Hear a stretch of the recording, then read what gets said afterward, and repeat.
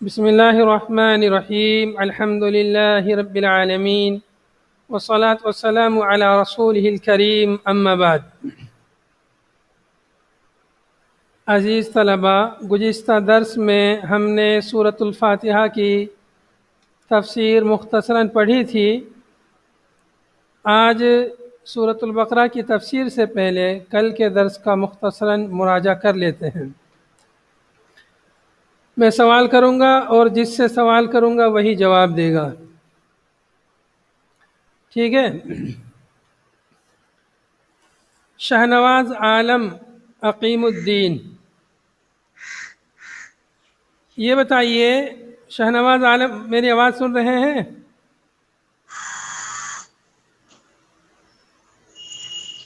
شہنواز عالم عقیم الدین، جی شیخ۔ ہاں یہ بتائیے، سورۃ الفاتحہ میں توحید کی کتنی قسموں کا ذکر ہوا ہے؟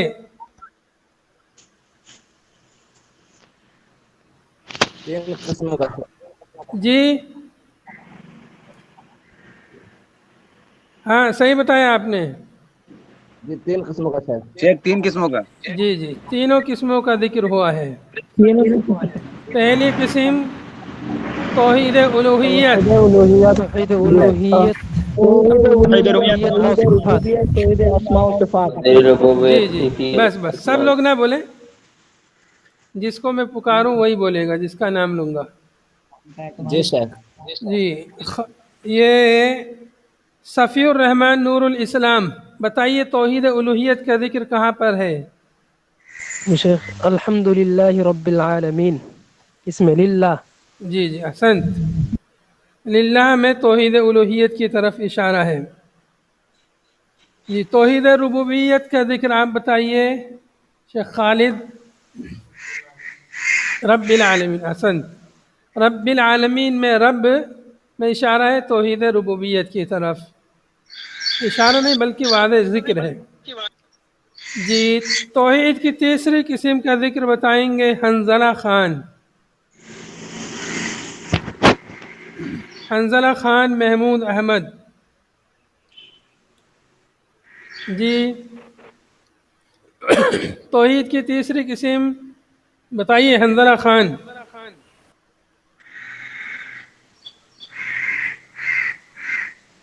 آواز سن رہے ہیں حنظلہ خان؟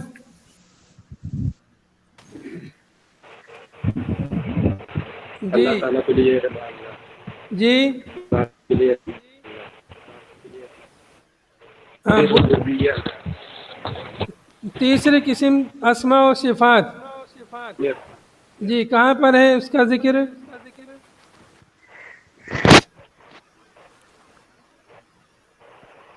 جی شیخ میں بتاؤں؟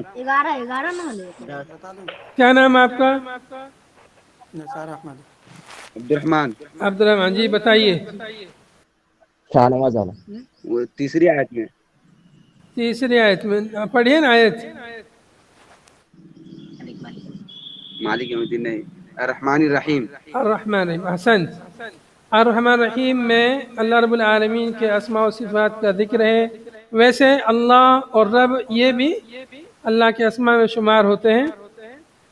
بہرحال توحید کی تینوں قسم کا ذکر سورۃ الفاتحہ میں موجود ہے۔ ایسے ہی آخرت کا ذکر بھی ہے، عبادتوں کا ذکر بھی ہے، اور صراط مستقیم کا جو شریعت ہے، ہماری دین ہے، اس کا بھی ذکر ہے۔ تو اس طرح سے مکمل قرآن کے مضامین کا اجمالی طور پر اس صورت میں بیان موجود ہے۔ اچھا کوئی بتائے گا ایاک نعبد و ایاک نستعین؟ ایاک مقدم ہے، یعنی مفعول بہ فعل فاعل پر مقدم ہے، تو اس کا کیا فائدہ ہے؟ کون بتائے گا؟ فائدہ دیتا ہے۔ تخصیص۔ تقصیر یا حصر کا فائدہ دیتا ہے، حسب کا معنی پائے کہ یعنی خاص کر دیتا ہے عبادت کو اللہ کے لیے۔ ایاک نعبد، ہم تیری ہی عبادت کرتے ہیں۔ اگر ہوتا نعبد کا تو معنی ہوتا ہم تیری عبادت کرتے ہیں، ہو سکتا ہے کسی اور کی بھی کرتے ہوں، لیکن جب یہ کہہ دیا ایاک نعبد، ہم تیری ہی عبادت کرتے ہیں، مطلب کسی اور کی عبادت نہیں کرتے۔ اچھا، اب میں جس کا نام لوں گا رضوان اللہ محمد ابراہیم، آواز سن رہے ہیں؟ جی شیخ۔ یہ بتائیے آخری آیت میں، آخری جی کی جو 2 آیتیں صراط الذین انعمت علیہم غیر المغضوب علیہم ولا الضالین، ان 2 جی آیتوں میں کتنے قسم کے لوگوں کا ذکر ہوا ہے؟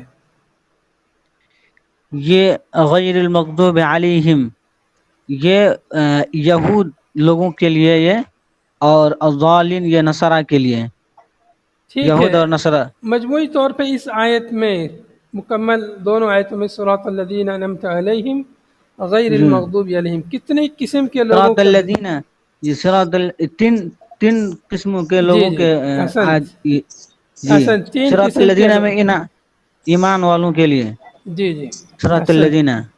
جی احسنت، ویری گڈ۔ 3 قسم کے لوگوں کا ذکر ہوا ہے۔ پہلی قسم ہے جن پر اللہ کا انعام ہوا، جن کو اللہ تعالیٰ نے علم سے نوازا ہے، حق کو جنہوں نے پہچانا ہے اور اس پر عمل کیا۔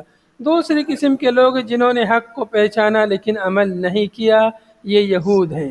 تیسری قسم کے لوگ ہیں جو علم سے بھی محروم رہے اور جہالت کی بنا پر انہوں نے عمل کیا، یہ لوگ نصارہ ہیں، لیکن بعد میں انہیں علم ہو گیا تھا، اور پھر یہ لوگ جو ہے یہ لوگ بھی جو ہے مغضوب علیہم ٹھہرے۔ بعد میں انہیں علم ہوا، اللہ رب العالمین نے نبی رسول بھیجے، لیکن یہ لوگ ایمان نہیں لائے۔ بہرحال اس طرح سے اس صورت میں مختصر طور پر قرآن پاک کے تمام مسائل کا بیان ہے۔ اب ہم اگلی صورت میں چلتے ہیں۔ صورت سے پہلے یہاں پر مؤلف نے چھوٹا سا مقدمہ ذکر کیا ہے، امام سیوطی رحمۃ اللہ علیہ نے، اس کو پڑھتے ہیں۔ اس میں تفسیر شیخ نصارہ کے پاس علم نہیں پہنچا تھا کیا؟ نصارہ کے پاس پہنچا تھا، لیکن ان لوگوں نے علم کو بھلا دیا اور اس پر انہوں نے عمل نہیں کیا۔ اللہ کے نبی صلی اللہ علیہ وسلم کی بعثت سے پہلے ان لوگوں کے پاس کوئی علم نہیں تھا۔ نبی صلی اللہ علیہ وسلم کی بعثت سے پہلے یہ علم ان کا، نصارہ کون لوگ ہیں؟ ہاں، نصارہ کون لوگ ہیں؟ جی شیخ۔ نصارہ وہ لوگ ہیں جو اپنے آپ کو عیسیٰ علیہ السلام کا پیروکار کہتے ہیں۔ نصارہ وہ ہیں جو اپنے آپ کو عیسیٰ علیہ السلام کا متبع اور پیروکار کہتے ہیں، جن کو دوسری زبان میں عیسائی بھی کہتے ہیں، جن کو کرسچن کہا جاتا ہے۔ یہ لوگ کیا ہیں؟ یہ نصارہ ہیں۔ اہل اور کتاب جب یہود، کہتے ہیں، اور یہود حضرت موسیٰ علیہ السلام کو، جی، اہل کتاب جب کہتے ہیں تو اس میں یہود اور نصارہ دونوں داخل ہوتے ہیں، اور یہود سے مراد وہ لوگ ہیں جو اپنے آپ کو موسیٰ علیہ السلام کا پیروکار اور متبع کہتے ہیں، حالانکہ وہ صحیح معنوں میں ان کے متبع اور پیروکار نہیں ہیں۔ نہ نصارہ عیسیٰ علیہ السلام کو صحیح سے مانتے ہیں اور نہ یہودی موسیٰ علیہ السلام کو صحیح سے مانتے ہیں۔ انہوں نے یہ حکم دیا تھا کہ میرے بعد، ہمارے بعد ایک نبی آئیں گے، ان کا نام محمد احمد ہوگا، تم کو ان کی اتباع کرنی ضروری ہے۔ یہی وجہ ہے کہ یہودی لوگ مدینے میں اسی لیے بسے تھے کہ انہوں نے اپنی کتابوں میں پڑھا تھا کہ ایک نبی جو آنے والے ہیں وہ ایسی جگہ آئیں گے جہاں کھجوروں کے باغات زیادہ ہوں گے، دونوں طرف پہاڑیاں ہوں گی۔ تو یہودیوں کا گزر جب مدینے سے ہوا تھا تو انہیں لگا کہ یہیں پر نبی آئیں گے، تو وہ وہیں پر یہودی لوگ بس گئے ہیں۔ لیکن اللہ کے نبی صلی اللہ علیہ وسلم جب آئے تو یہودی لوگ ایمان نہیں لائے۔ بھائی مائک اپ کر دو بھائی۔ ہاں بھائی، کون آواز کر رہے ہیں؟ مائک بند کر دیجئے اپنا۔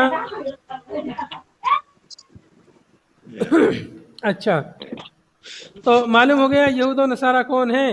یہودی جی لوگ شیخ، اپنے آپ کو موسیٰ علیہ السلام کا پیروکار مانتے ہیں، نصارہ اپنے آپ کو عیسیٰ علیہ السلام کا پیروکار مانتے ہیں، حالانکہ وہ صحیح معنوں میں پیروکار نہیں ہیں۔ جی، یہودیوں کے پاس علم آیا تھا، تورات آئی تھی، صحیفے ان کے پاس آئے تھے، لیکن انہوں نے ان پر عمل نہیں کیا۔ ابھی سورہ بقرہ میں ان کی تفصیل پڑھیں گے آپ لوگ یہودیوں کی، کس طرح سے انہوں نے موسیٰ علیہ جی جی السلام کو شیخ۔ پریشان کیا تھا۔ ان کے پاس علم آیا تھا، علم ہونے کے باوجود انہوں نے عمل نہیں کیا، تو یہ زیادہ خطرناک ہے۔ علم ہونے کے باوجود عمل نہ کرنا، یہ چیز زیادہ خطرناک چیز ہے، اور کسی کے پاس علم نہیں ہے تو یہ چیز اس سے ہلکی ہے کہ اس کے پاس علم ہونے کے باوجود کوئی شخص عمل نہیں کرتا ہے. اسی لیے مغضوب علیہم کو ضالین سے پہلے ذکر کیا ہے. مغضوب علیہم یہ زیادہ خطرناک ہے ضالین سے. تو ان کے پاس علم آیا تھا، جانتے تھے کہ عیسیٰ علیہ السلام برحق ہے، پھر بھی یہودیوں نے عیسیٰ علیہ السلام کو نہیں مانا، انکار کر دیا ہے. اور پھر جو ہے عیسیٰ علیہ السلام جب آئے، جو لوگ ایمان لائے وہ عیسائی کہلائے یا نصارہ کہلائے، نصرانی کہلائے.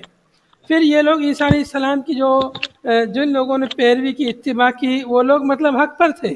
جب عیسیٰ علیہ السلام دنیا سے چلے گئے، پھر انہوں نے عیسیٰ علیہ السلام کے دین کو بدل دیا، انجیل کو بدل دیا. پھر ان کے پاس، بعد والے لوگوں کے پاس حقیقی علم نہیں رہا اور وہ لوگ گمراہ ہو گئے. تو یہ نبی صلی اللہ علیہ وسلم کی بعثت سے پہلے کی طرف اشارہ ہے، ضالین. جب نبی صلی اللہ علیہ وسلم کی بعثت ہو گئی، اب ان کو بھی علم ہو گیا، اب وہ بھی مغضوب علیہم ٹھہرے، اب وہ بھی مغضوب علیہم ٹھہرے ہیں. شیخ نصارہ کا مطلب کیا ہے؟ دیکھیے نصارہ کا دو معنی ہے، ابھی آگے آئے گا. ایک تو ایک گاؤں ہے بیت المقدس فلسطین میں، ایک گاؤں تھا، اس کی طرف ان کی نسبت ہے.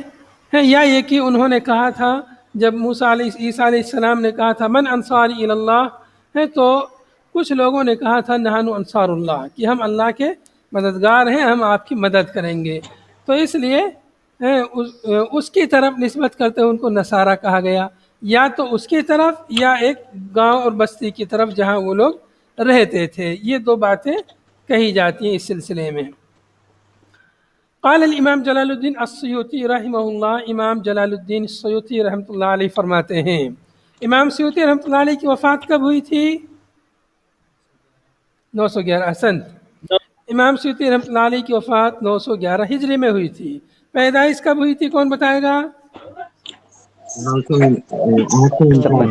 849. جی حسن، 849 میں ان کی پیدائش ہوئی. فرماتے ہیں جب انہوں نے تفسیر جلالین کی شروعات کی تو شروع میں ایک مقدمہ لکھا، چھوٹا سا، بہت ہی مختصر. جیسے تفسیر مختصر ہے اسی حساب سے مقدمہ بھی بہت مختصر ہے. بسم اللہ الرحمن الرحیم، شروع کرتا ہوں اللہ کے نام سے جو رحمان و رحیم ہے. الحمد للہ حمدا موافیا لنعمہ مکافئا لمزیدہ، والصلاة والسلام علی سیدنا محمد وآلہ وصحبہ وجنودہ. تمام تعریف اللہ کے لیے ہے.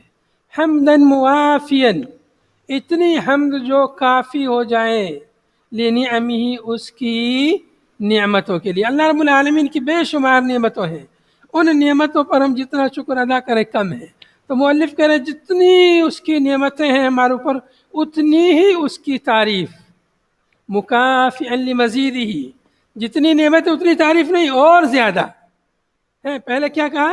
موافٍ لنعمہ، اس کی نعمتوں کے برابر، اس کی نعمتوں کے لیے کے مساوی. پھر کہا مکافئا لمزیدہ، اور زیادہ اللہ کے لیے حمد، اس سے بھی زیادہ. جتنی اللہ تعالیٰ کی ہمارے اوپر نعمتیں ہیں اس سے بھی زیادہ اللہ کی حمد و ثنا. تو اللہ کی حمد کی بڑی تعریف ہے، بڑی فضیلتیں احادیث میں آئی ہیں الحمدللہ پڑھنے کی، اللہ کی حمد و ثنا بیان کرنے کی. ایک حدیث میں افضل الذکر لا الہ الا اللہ و افضل الدعاء الحمدللہ، کہ سب سے افضل ذکر لا الہ الا اللہ ہے اور سب سے اچھی دعا الحمدللہ ہے. اور بھی بہت ساری فضیلتیں ہیں. تو مؤلف نے یہاں پر پہلے اللہ کی حمد و ثنا بیان کی ہے، چونکہ سورہ فاتحہ کی تفسیر وہ کر نہیں پائے تھے، پہلے ہی ہو چکی تھی، تو اس لیے پہلے انہوں نے اللہ کی حمد و ثنا بیان کی. جتنی اس کی نعمتیں اتنی، بلکہ اس سے بھی زیادہ اللہ کی حمد و ثنا. اس کے بعد حمد و ثنا کے بعد اللہ کی تعریف بیان کرنے کے بعد نبی صلی اللہ علیہ وسلم پہ درود و سلام بھیجتے ہوئے فرماتے ہیں والصلاۃ والسلام، اور درود اور سلام ہو. درود مطلب یعنی رحمت، اللہ کی رحمت ہو، اللہ کی سلامتی ہو، علی سیدنا، ہمارے آقا محمد پر، ہمارے آقا محمد پر درود و سلام ہو، رحمت ہو. محمد و آلہ، اور محمد کے آل پر، وصحبہ، اور محمد کے صحابہ پر، وجنودہ، اور محمد کے لشکر پر. محمد کا لشکر کون ہے؟ محمد صلی اللہ علیہ وسلم کی امت. کیونکہ جب صحابہ کرام کا ذکر آ گیا تو اب جنود سے مراد کیا ہوا؟ جو باقی جو لوگ بچے آپ صلی اللہ علیہ وسلم کے ماننے والے ان سب پر۔ یہاں پر آپ دیکھ رہے ہیں صلاۃ و سلام پہلے بھیجا اللہ کے نبی صلی اللہ علیہ وسلم پر، نبی صلی اللہ علیہ وسلم کے بعد آپ کے آل و عیال پر۔ آل کون لوگ ہیں؟ آل ہے، آل کے کئی معنی جو ہے آل کے بیان کیے جاتے ہیں۔ ایک معنی تو یہ کہ آپ صلی اللہ علیہ وسلم کے ازواج مطہرات، آپ کے بال بچے، آپ کی نسل سے جتنے بھی جو پیدا ہوئے سب آل ہیں، اور آل کا ایک معنی یہ بھی ہے کہ آپ کے متبع اور پیروکار ہیں، چونکہ یہاں پر آگے پیروکار کا ذکر ہے صحابہ کرام کا، جنود کا، تو اس لیے آل سے مراد آپ کے ازواج مطہرات، آپ کے گھر والے، آپ کے نسب والے، آپ کی اولاد، یہ سب آل میں آئیں گے۔ جب صرف آل کا ذکر آئے گا مطلقاً تو اس میں سب لوگ داخل ہوں گے، آپ کے صحابہ کرام بھی داخل ہو جائیں گے، آپ کی امت بھی داخل ہو جائے گی آل میں۔ لیکن جب یہاں پر صحابہ کا خصوصی ذکر ہے تو آل کا مطلب الگ ہوگا، خاص مطلب ہوگا۔ تو صلاۃ و سلام، ویسے صلاۃ و سلام اللہ کے نبی صلی اللہ علیہ وسلم پر بھیجنے کا حکم ہے۔ اللہ رب العالمین نے قرآن پاک میں فرمایا ان اللہ و ملائکتہ یصلون علی النبی یا ایھا الذین آمنوا صلوا علیہ وسلموا تسلیما۔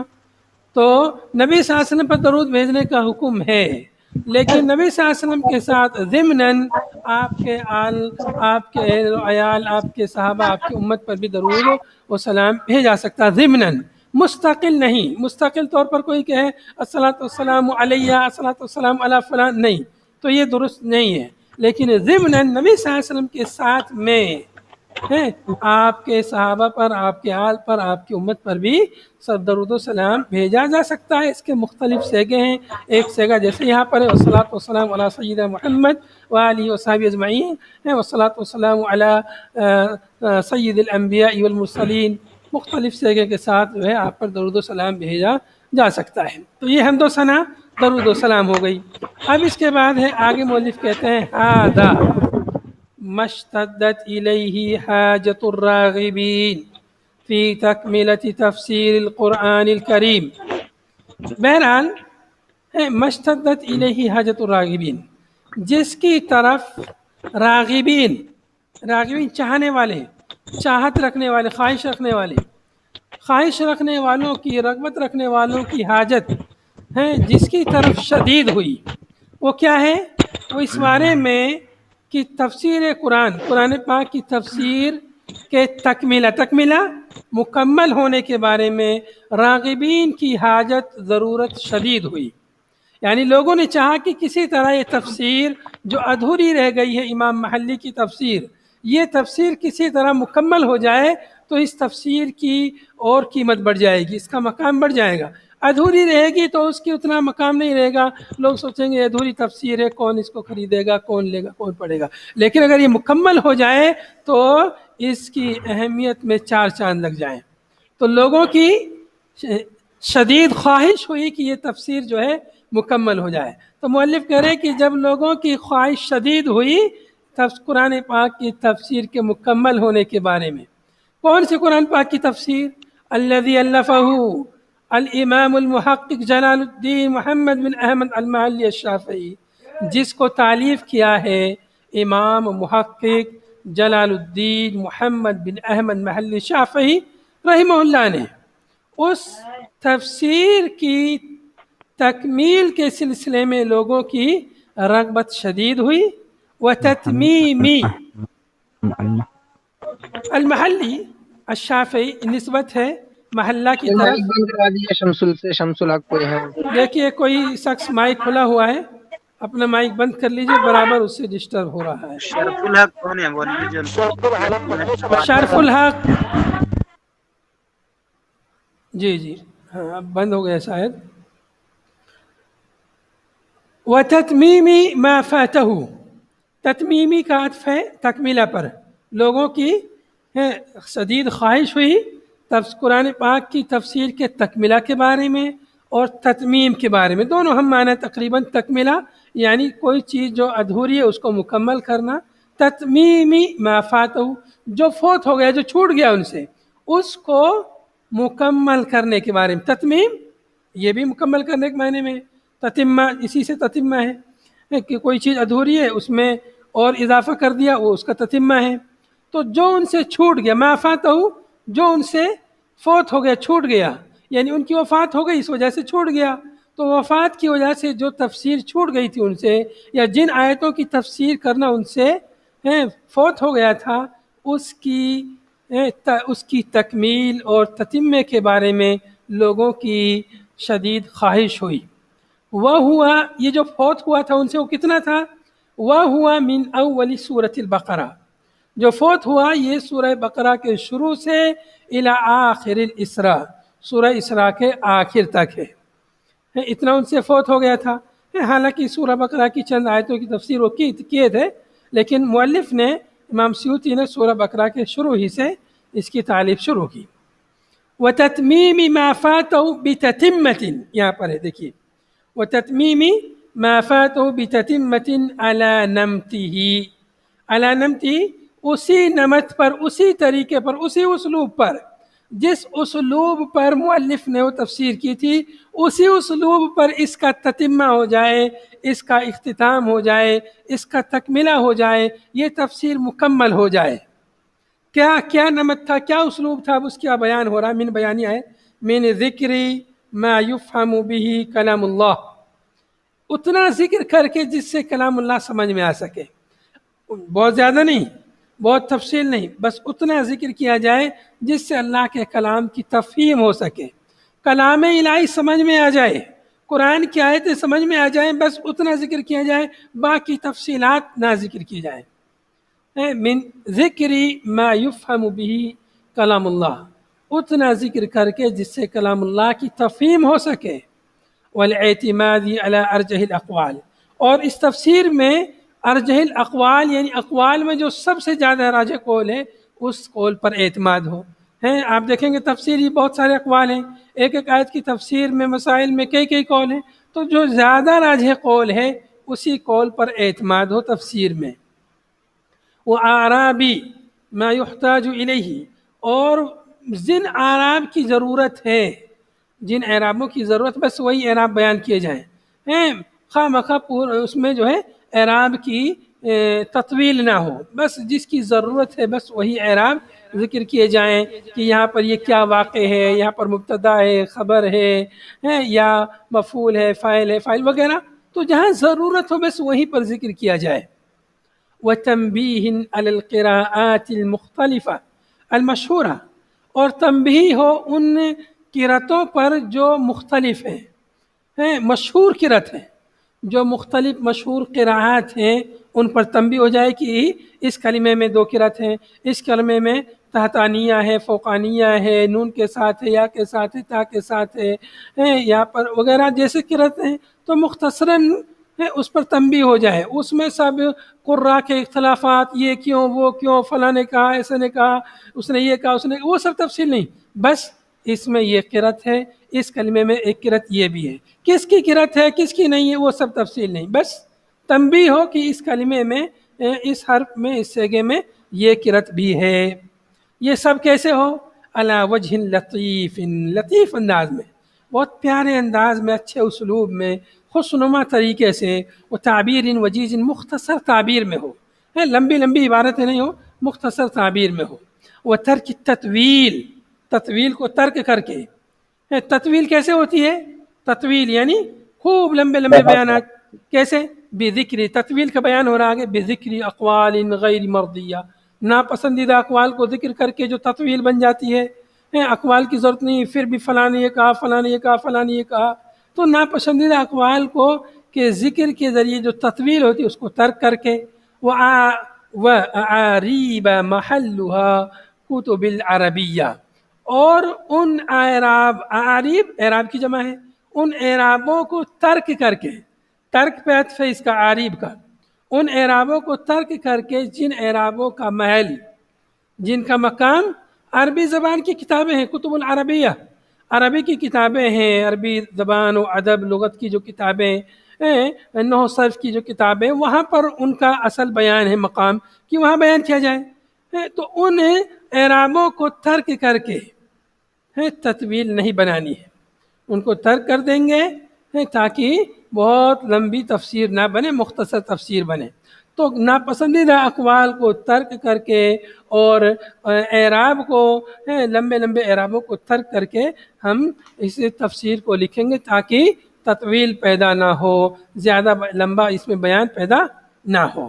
واللہ اسأل، اور میں اللہ تعالیٰ سے سوال کرتا ہوں، واللہ اسأل میں سوال کرتا ہوں اللہ تعالیٰ سے، النفع نفع کا، بھی اس کتاب کے ذریعے، پھر دنیا میں اس تعلیف کے ذریعے، یہ تفسیر کے ذریعے دنیا میں نفع کا سوال کرتا ہوں، دنیا میں بھی اور آخرت میں بھی، وَأَحْسَنَ الْجَزَاءَ عَلَيْهِ، اور اچھے بدلے کا سوال کرتا ہوں، علیہ اس کتاب پر، اس تفسیر کے لکھنے پر، فی العقبہ آخرت میں، جب جہاں پر عاقبت انجام آخرت میں ہوگا وہاں پر اچھے بدلے کی میں اللہ سے امید رکھتا ہوں اور سوال کرتا ہوں کہ دنیا میں بھی اس سے نفع پہنچے، لوگ اس کو خوب پڑھیں، خوب فائدہ اٹھائیں، قرآن پاک کو سمجھیں، اس سے دنیا میں بھی نفع ہو اور آخرت میں اس کا اچھا بدلہ ملے، بِمَنِّهِ وَكَرَمِهِ، اللہ رب العالمین اپنے من،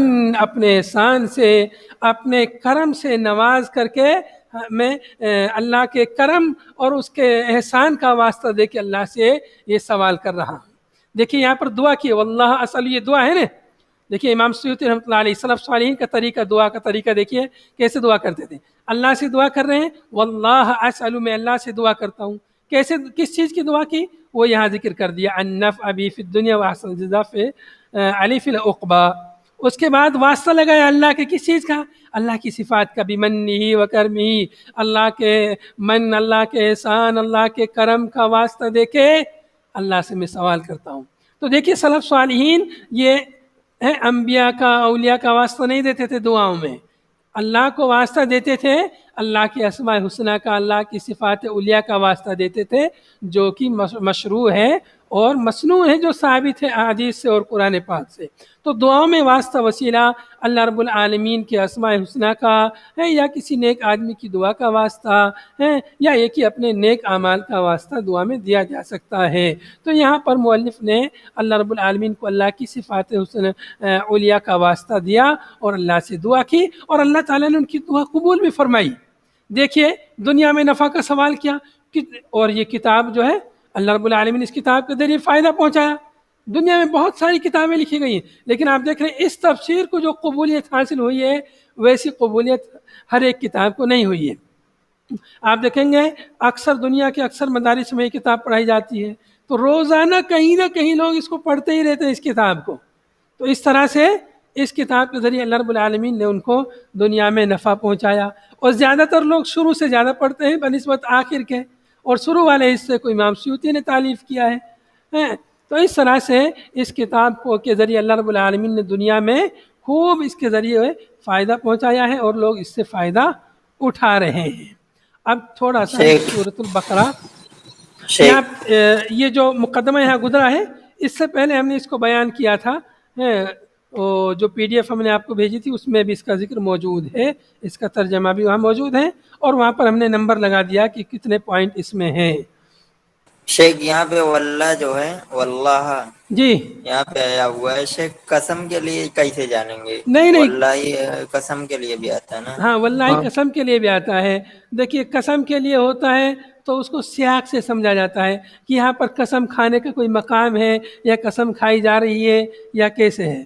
تو یہ واو قسمیہ نہیں ہے، بلکہ واو عطف ہے۔ جی ہاں، اللہ مفعول ہے، تو واللہ اسأل، اللہ کو مقدم کیا مفعول کو، کہ میں اللہ ہی سے سوال کرتا ہوں نفع کا، کسی اور سے سوال نہیں کرتا ہوں، اللہ ہی سے مانگتا ہوں۔ اللہ کو اس لیے مقدم کیا کہ دعا صرف اللہ سے کی جاتی ہے، کسی اور سے دعا نہیں کی جاتی۔ دعا عبادت ہے، عبادت صرف اللہ سے ہوتی ہے۔ بہرحال یہ مختصر مقدمہ ہے۔ تھوڑی سی بات ہم یہاں ذکر کریں گے۔ سورۃ البقرہ، مؤلف کہہ رہے ہیں کہ مدنیۃ، یہ سورت کیا ہے؟ مدنی سورت ہے۔ وَهِيَ 206 أو 87 آیا۔ سورۃ البقرہ مدنی، اس میں آیت کتنی ہیں؟ 200 اور کتنی؟ اور 6 یا 7 اور 80، و 80 اور 80 آیت ہے۔ کتنی ہو گئی؟ 200 اور 286 یا 287، 286 یا 287؟ میتان 200 ہو گیا، وہ ستن اور 6 یا 7، یہاں پر او ستن اور سبن کے بیچ میں 6 یا 7، 6 یا 7 اور 80، 80 میں جب 6 یا 7 ملائیں گے تو 86 یا 87 ہو جائے گا، 200 اور 86 یا 87 یعنی 286 آیتیں ہیں، 287 اختلاف ہے۔ تو یہ اختلاف ہے جو آیتوں میں، اس صورت میں کتنی آیتیں ہیں؟ 286 یا 287، مطلب آیتوں کو گننے میں تھوڑا سا اختلاف ہے۔ چونکہ عد الآیہ ایک فن ہے باقاعدہ آیتوں کو شمار کرنے کا، تو جن لوگوں نے، علماء نے، مفسرین قراء نے آیتیں جب شمار کیں تو کسی نے ایک آیت کو 2 آیت شمار کر لیا، تو اس بنا پر 287 بعض نے شمار کیا اور بعض نے 286 آیت شمار کیا ہے۔ حالانکہ آیت اتنی ہی ہے، کلام الہی جتنا ہے دونوں کے یہاں اتنا ہی ہے۔ کلام میں ایسا نہیں کہ کسی کے ایک آیت حذف ہے، کوئی آیت چھوٹ گئی، نہیں، آیت وہی ہے جو ہے، بس یہ ہے کہ بعض نے کسی ایک آیت کو 2 آیت شمار کر لیا ہے اور بیچ میں نمبر 1 اضافی کر دیا ہے، اس وجہ سے کسی نے 286 شمار کیا ہے، کسی نے 287 شمار کیا ہے۔ یہاں پر ایک بات میں بتانا چاہتا ہوں، یہاں پر میں نے آپ سے کہا تھا کہ سورہ بقرہ کے شروع میں بتاؤں گا مکی اور مدنی صورتوں کی تعداد کتنی ہے۔ آپ لوگ کو یہاں بورڈ نظر آ رہا ہے نا؟ جی شیخ۔ دیکھیے میں یہاں لکھتا ہوں 286، دکھ رہا ہے نا؟ جی شیخ۔ ہاں، جی 286، ٹھیک ہے۔ یہ جو 286 بورڈ نہیں ہے دکھ رہا سر۔ میں یہاں لکھ رہا ہوں 286، آپ لوگ جو ہے جن کو دکھ رہا ہے وہ دیکھ لیں، جو نہیں دکھ رہا وہ سمجھ لیں۔ یہاں میں 2 نشان لگ، 286 کے پہلے جو 2 حرف ہیں یہ کیا ہے؟ 28، اور جو دوسرے جو 2 حرف ہیں یہ جو دوسرے 2 یہ ہیں 86۔ اب ان دونوں کو اگر ہم جمع کر دیتے ہیں تو کتنا ہوتا ہے؟ 8 اور 6 14، حاصل 1، 8 اور 2 10 اور 1 11، یہ 114 ہو گیا۔ 114 قرآن پاک میں کتنی صورتیں ہیں؟ 114 صورتیں ہیں۔ اچھا، 114 صورتیں ہیں۔ ہاں 114 صورتیں ہیں۔ اب یہ جو 28 ہے یہ کون سی صورتیں ہیں؟ یہ مدنی صورتیں ہیں، اور جو 86 ہے یہ مکی صورتیں ہیں، یہ مدنی اور یہ مکی صورتیں ہیں۔ تو سورہ بقرہ میں کتنی آیتیں ہیں؟ 286، ٹھیک ہے۔ 286 میں شروع کا آپ لے لیجئے، یہ شروع کے 2 حرف 28، یہ 28 ہے مدنی صورتوں کی تعداد، اور جو آخر کے 2 ہیں 86 یہ ہے مکی صورتوں کی تعداد۔ تو دونوں کو جب ہم جمع کرتے ہیں تو مجموعی صورتوں کی تعداد یہاں پر آ جاتی ہے۔ اب اگر آپ سے کوئی پوچھے مکی صورت کتنی ہے، مدنی صورتیں کتنی ہیں، ہو سکتا ہے آپ یاد کر کے بھول جائیں، لیکن یہ والا قاعدہ طریقہ جب ذہن میں رہے گا تو آپ فوراً لگا لیں گے 286 28، ہاں 28 یہ مدنی صورتیں ہیں اور 86 یہ مکی صورتیں ہیں۔ تو اس طرح سے آپ اس کو انشاءاللہ یاد رکھ سکتے ہیں انشاءاللہ۔ ماشاء اللہ شیخ۔ جزاکم اللہ۔ اچھا، تو یہ سورۃ البقرہ مدنیہ، ہم نے مکی اور مدنی صورتوں میں کیا فرق ہے وہ پہلے بیان کر دیا ہے۔ راجح قول یہ ہے کہ مکی وہ صورتیں ہیں جو ہجرت سے پہلے نازل ہوئیں، اور مدنی وہ صورتیں ہیں جو ہجرت کے بعد نازل ہوئیں گرچہ وہ مکہ ہی میں نازل ہوئی ہوں۔ مکی صورتوں کی خوبی ہے کہ بہت مختصر، جامع اور بہت ہی فصیح اور بلیغ ہوتی ہیں، جبکہ مدنی صورتیں تھوڑی مفصل ہوتی ہیں، لمبی لمبی آیتیں اس میں ہوتی ہیں، احکام اور مسائل اس میں زیادہ ہوتے ہیں، جبکہ مکی صورتوں میں زیادہ توحید کا بیان، شرک کی مذمت، ایمان اور آخرت کا بیان زیادہ ہے۔ اب یہ شروعات ہو گئی ہے، انشاءاللہ اگلے درس میں ہم اس کو مکمل کریں گے، چونکہ ابھی وقت کم ہے، گھنٹی ختم ہو گئی ہے، اور اسی پر اکتفا کرتے ہیں۔ ھذا وصلی اللہ وسلم علی نبینا محمد وعلی آلہ وصحبہ اجمعین۔ سبحانک اللہم وبحمدک، نشہد ان لا الہ الا انت، نستغفرک ونتوب الیک۔ السلام علیکم ورحمۃ اللہ وبرکاتہ۔